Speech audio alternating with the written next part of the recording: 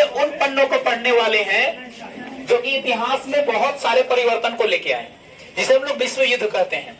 विश्व युद्ध यानी विश्व में युद्धों का इतिहास, यानी ऐसे तो विश्व में बहुत सारे युद्ध किए गए, एक देश का दूसरे देश के द्वारा, एक राज्य का दूसरे राज्य के द्वारा अस्तित्व को बनाने के लिए और अस्तित्व को बर्बाद करने के लिए, यानी किसी अन्य राज्य को हड़प कर अपने राज्य का साम्राज्य बढ़ाने के लिए, तो किसी राज्य को विनाश करने के लिए। लेकिन आज जिन युद्धों की चर्चा करने वाले हैं, इस युद्ध में भारत से लेकर विश्व के विभिन्न देशों ने प्रत्यक्ष या अप्रत्यक्ष रूप में शामिल हुए। देखा जाए तो कोई प्रत्यक्ष रूप में शामिल हुआ तो कोई अप्रत्यक्ष रूप में शामिल हुआ। पूरे भारत की अर्थव्यवस्था के साथ साथ पूरे विश्व की अर्थव्यवस्था को प्रभावित करने वाला ये युद्ध है, जिसे फर्स्ट वर्ल्ड वॉर यानी प्रथम विश्व युद्ध कहते हैं और सेकंड वर्ल्ड वॉर यानी द्वितीय विश्व युद्ध कहते हैं। ये दोनों विश्व युद्ध के बारे में आज हमें जानना है। आप लोगों के बुक में जो सिलेबस के अनुसार है वो थोड़ा शॉर्ट में दिया हुआ है, लेकिन हम प्रयास करेंगे कि जितनी आप लोग के 10th क्लास तक जरूरत है उन जरूरतों को मैं यहाँ पे आपको बताने का प्रयास करूंगा। फर्स्ट वर्ल्ड वॉर हुआ, प्रथम विश्व युद्ध जो हुआ 1914 में प्रारंभ हुआ और ये 1918 तक चला, 4 साल। आखिर युद्ध हुआ क्यों? सबसे पहला प्रश्न उठता है, युद्ध हुआ क्यों? आखिर आप लोग अपने आस पड़ोस में या दोस्त मित्र से लड़ते हैं, लड़ने का कोई कारण होता है ना? जैसे पहले के राजा महाराजा लड़ते थे अपने साम्राज्य को विस्तार करने के लिए, अपने राज्य को बढ़ाने के लिए, या किसी राज्य से पहले से सीमा को लेकर, या किसी अन्य धार्मिक और प्राकृतिक कारण थे। लेकिन तत्कालिक कारण था ऑस्ट्रिया के राजकुमार की सार्बिया में हत्या। मान लीजिए आपके यहाँ कोई रिलेटिव व्यक्ति या कोई पड़ोसी व्यक्ति आपके घर में आएगा और आपको उसकी हत्या कर दीजिएगा, या आप देशों की संख्या, यानी 2 देशों का युद्ध है, ऑस्ट्रिया और सार्बिया का युद्ध विश्व स्तर पर चला गया और ये 37 देशों का युद्ध बन गया। यानी इस युद्ध में प्रत्यक्ष रूप में भाग लेने वाले देशों की संख्या कितनी हो गई? 37 हो गई। यानी 2 लोगों का विवाद, मतलब 37 का कोई पर्सन है, ठीक है, जो कहीं रहता है और किसी दूसरे गांव वाले बी पर्सन से उसकी झगड़ा हो जाती है, लड़ाई हो जाती है। अब एक जो मित्र सखा बंधु जो अड़ोसी पड़ोसी रहेंगे वो किसका समर्थन करेंगे? बी का करेगा, ए का करेंगे।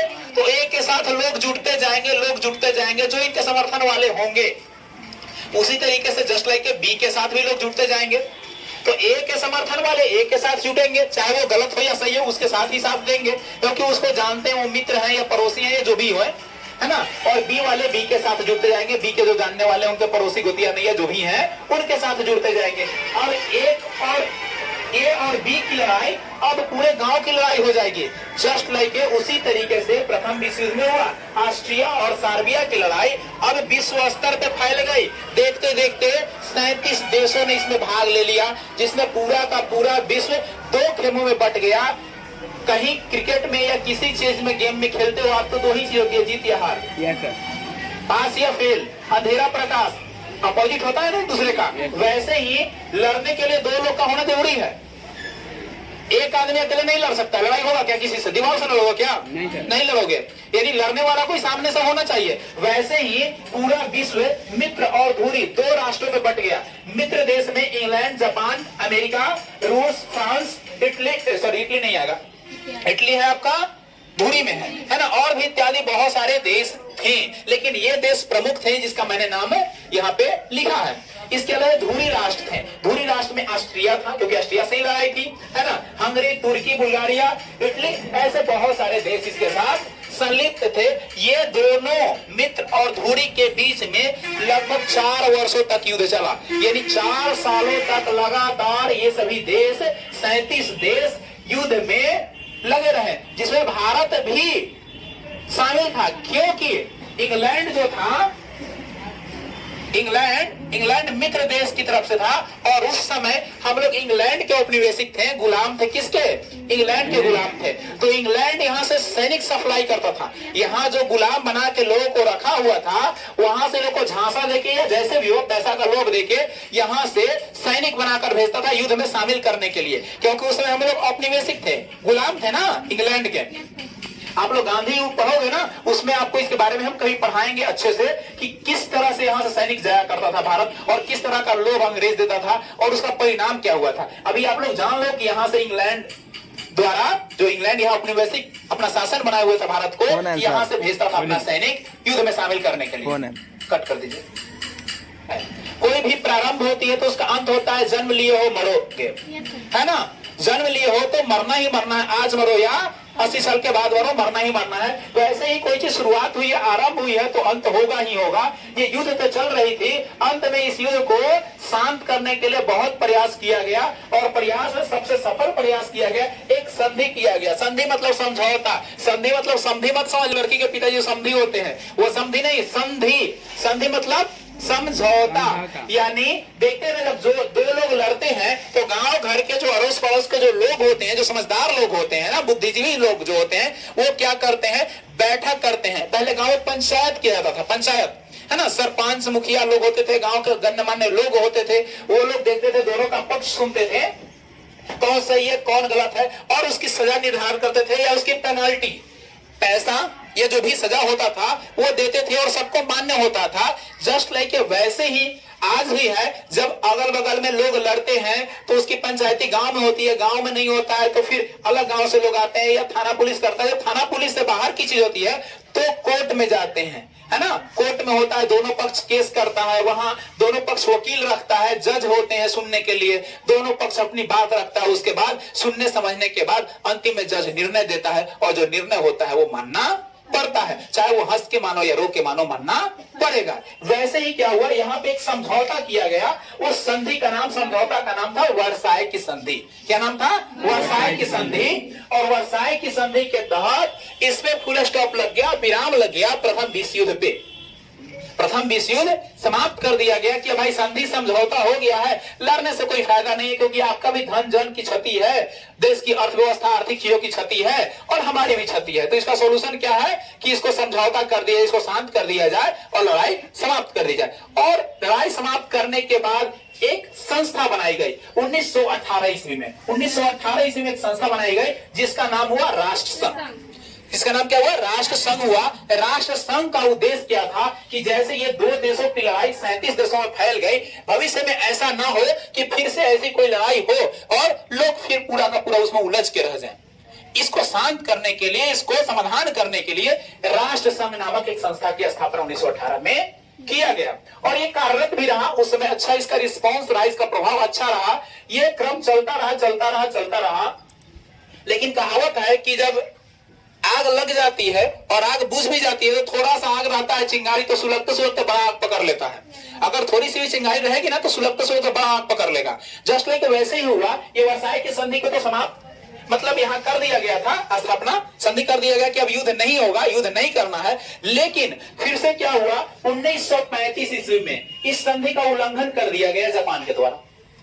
यानी ये जो समझौता था, संधि था, मान लो ये मेरा घर है ना, ये घर मेरा हुआ और ये घर आपका हुआ और दोनों के बीच में क्या है, एक दीवार खड़ा कर दिया गया कि भाई आपको मेरे तरफ नहीं झांकना है और मेरे को आपके तरफ नहीं झांकना है ना, या मेरे तरफ आपको कुछ नहीं फेंकना है और हमको आपके तरफ नहीं फेंकना है। यानी एक समझौता कर दिया गया कि आपको मेरे से मतलब नहीं है, मेरे को आपसे मतलब नहीं है ना।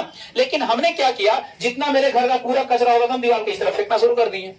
हमने क्या गलती की, जितना कूड़ा करकट था इधर फेंकना शुरू कर दिया, यानी समझौता का मैंने उल्लंघन किया, या सपोज अभी ने फेंकना शुरू कर दिया। दोनों में से कोई व्यक्ति ने इस नियम का, इस समझौते का उल्लंघन कर दिया।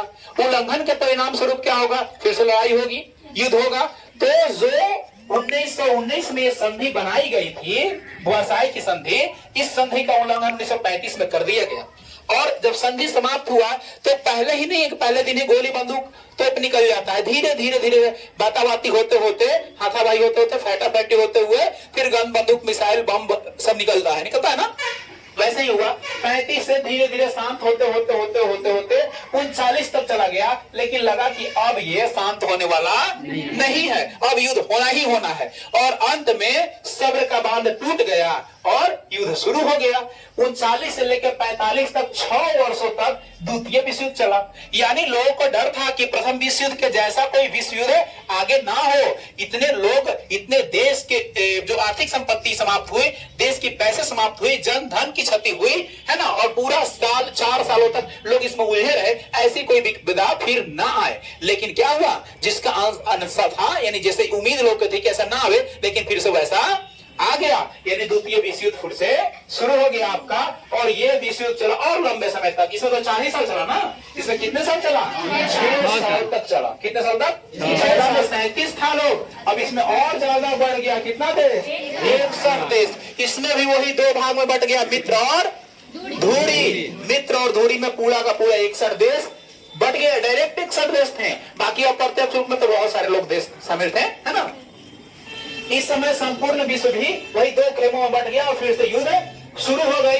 युद्ध के दौरान अमेरिका की एंट्री होती है थोड़े लेट से, है ना। अमेरिका मान लो कि हीरो है, विश्व में सबसे ताकतवर तो अमेरिका ना है। भले चाइना कितना भी फुदकता रहे कि हम है, लेकिन अमेरिका अपने आप को मानता है कि हम ही है ना। अगर देखा जाए विश्व में तो 2 ही देश ज्यादा ताकतवर, अभी चाइना बढ़ रहा है, रूस और अमेरिका। ये किसी की नहीं सुनता है, ये किसी की नहीं सुनता है। भले किम जोंग जो भी रहे, सन की रहे या जो भी रहे, लेकिन अगर देखा है तो हर तरह से मजबूत क्या है? अमेरिका और रूस है। चाइना भी आगे बढ़ रहा है, इसके पास भी पावर है, ऐसा नहीं कि पावर नहीं है, लेकिन ये भी आगे बढ़ रहा है। लेकिन अगर देखा जाए तो साम्यवादी में आपका कौन है? रूस है। और पूंजीवादी में ताकतवर अमेरिका है ना। और दोस्तों में पढ़िएगा पूंजीवादी साम्यवादी डीप में, ठीक है। तो यहाँ पे क्या हुआ कि अमेरिका की एंट्री होती है, बनना पुलिस था पहले हो रहा था बचाने के लिए, है ना। वैसे क्या होगा, पहले लड़ लो, लड़ के तुम लोग थक जाओ तो हम हीरो एंट्री मारेंगे, है ना। हुआ क्या कि 2-3 साल लड़ गया सब, तो 41 आया। तो 41 में क्या किया कि अमेरिका एंट्री मारा। जैसे युद्ध हो रहा था वैसे ही अमेरिका भी युद्ध शुरू कर दिया, अपना भी हथियार सैनिक वगैरह का प्रयोग करना ये शुरू कर दिया। लेकिन हुआ इसी में क्या कि जो जापान था, जापान कहा कि अमेरिका का रुको हम बर्बादे कर देते हैं। अमेरिका का एक पर्ल हार्बर नामक जगह था, क्या नाम था? पर्ल हार्बर, जहां उसका सैनिक अड्डा था, है ना। बहुत सारे एयर चोरी क्या किया कि उसने हमला कर दिया उस जगह पर। कौन हमला किया? जापान ने हमला कर दिया पर्ल हार्बर पे, जिससे बहुत सारे सैनिक मारे गए, एयरक्राफ्ट वगैरह ध्वस्त हो गए, पूरा जगह का नस्तो नाबूद हो गया, यानी मिट गया। इससे बहुत ज्यादा गुस्सा है अमेरिका को। अमेरिका ने बोला कि तुमने हमको छेड़ा है तो हम तुमको छोड़ने वाले नहीं है। वो क्या किया, कहा कि तुमने तो बम गिराया है, हम तो अब परमाणु बम गिराते हैं। और क्या किया, उसने परमाणु हमला कर दिया। विश्व में पहली बार और आखिरी बार अभी तक एक बार ही हमला हुआ है, मतलब 1945 में 2 बार किया गया, लेकिन मतलब अमेरिका के द्वारा एक बार ही किया गया, यानी 6 अगस्त और 9 अगस्त, यही 2 हमला जो है वो अमेरिका के द्वारा परमाणु हमला किसी देश पर किया गया। इसके अलावा अभी तक किसी देश पर परमाणु हमला पुनः नहीं किया गया है, क्योंकि इसका बहुत बड़ा प्रभाव है, बहुत क्षति, लाखों करोड़ लोग तो ऐसे ही मर जाते हैं। उसका रेडिएशन होता है, रेडिएशन से मरते हैं, बहुत तरह की बीमारियां होती है, बहुत तरह के धूल कण वगैरह जो आकाश में फैल जाते हैं, जिसका प्रभाव आने वाले कई पीढ़ियों तक होता है। आज भी वहां आपके और मेरे जैसे स्वस्थ और संपूर्ण व्यक्ति जन्म नहीं लेते। सोच लो कितना साल हो गया, 55 साल उधर हो गया, 22 साल इधर हो गया, है ना। इसके बावजूद भी अभी भी स्वस्थ व्यक्ति आपके और हमारे जैसे नहीं पैदा होते हैं। उतना रेडिएशन है, उतना वहां पे उसका पूरा अभी तक फैला हुआ है रेडिएशन, जिसके कारण ऐसा होता है। ऐसे विषैले गैस वगैरह वातावरण में फैले हुए हैं, है ना। तो क्या किया अमेरिका, कहा कि हमको तुमने छेड़ा है, विश्व के सबसे ताकतवर देश हमने छेड़ दिया, तो रुको तुमको बताते हैं, हम तुमको छोड़ने वाले नहीं हैं। तो क्या किया उसने 6 अगस्त में स्थान है, बहुत बड़ा स्थान था, जहां पे क्या किया गया, परमाणु हमला किया गया। सबसे पहले परमाणु हमला विश्व में अगर किसी देश ने किया तो अमेरिका ने किया। और किस स्थान पे किया, तो हिरोशिमा पर। अब याद करने का ट्रिक है बाबू, हीरो कैसा रहेगा, नाटा रहेगा तो मारपीट करेगा, टांग कटा को फेंक देगा उसको। हीरो नाटा रहेगा, छोटा रहेगा, क्या होगा, पिटा जाएगा कि मारेगा, पिटा जाएगा। तो हीरो कैसा चाहिए, मोटा चाहिए, लंबा चाहिए, हेल्दी चाहिए, ताकि मारे खूब डाकू को ना।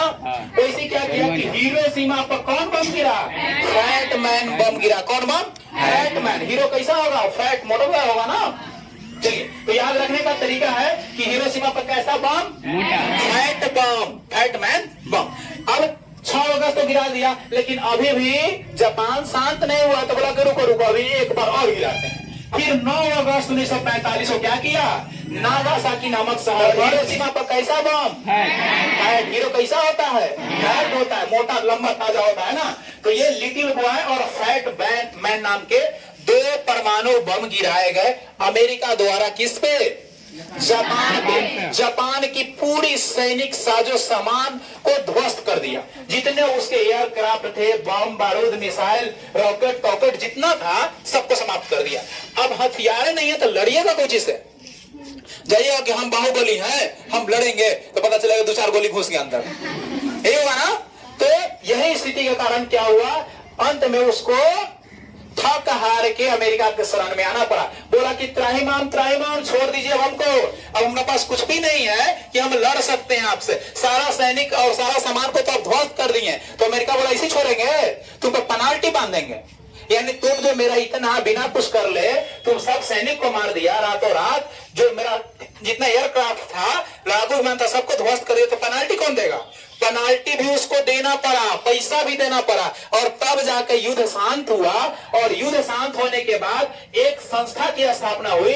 1918 में हुआ था राष्ट्र संघ, लेकिन 1945 में हुआ संयुक्त राष्ट्र संघ। और इसका उद्देश्य क्या था कि विश्व में युद्ध ना हो, ऐसी विनाशकारी जिसमें पूरा का पूरा विश्व सम्मिलित हो जाए और सभी पर इसका प्रभाव पड़े, ऐसा ना हो, इसलिए ऐसी संस्था बनाई गई। और आज भी ये संस्था काम कर रही है। इस संस्था में 15 देश का समूह होता है, जिसमें 10 होते हैं अस्थायी और 5 क्या है? अस्थायी है। 5 अस्थायी का याद करने का एक ट्रिक है। ट्रिक क्या है? अरूबी फ्राची, बहुत बढ़िया एक ट्रिक है।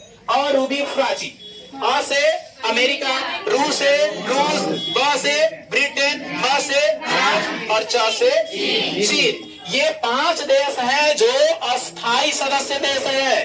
कोई निर्णय 5 के अनुमति से ही लिया जाएगा। और 10 जो देश हैं वो अस्थायी, वो बदल सकते हैं। इंडिया अभी अस्थायी में है, अपना भारत जो है अस्थायी में, वो अस्थायी में आ जाता, लेकिन बार बार में कौन बार बार क्या करता है? चाइना वाला रोड़ा लगा देता है। वो जानता है कि अगर इंडिया आ गया ना अस्थायी में, तो हमारा हालत खराब कर देगा, क्योंकि हमारा पड़ोसी है, दुश्मन है ना। तो जानते हैं ना कि दुश्मन को ताकतवर न बनने दीजिएगा, तब तक दुश्मन क्या रहेगा? कमजोर रहेगा। तो ये क्या करता है? उसको अस्थायी देश में आने ही नहीं देता है। इसीलिए अस्थायी में भारत है। ये मुख्य रूप से आपका द्वितीय विश्व युद्ध और प्रथम विश्व युद्ध का सारांश था। सारा चैप्टर में इसी से रिलेटेड आपका सारा कहानी दिया हुआ है। मुख्य जो है वह यही है।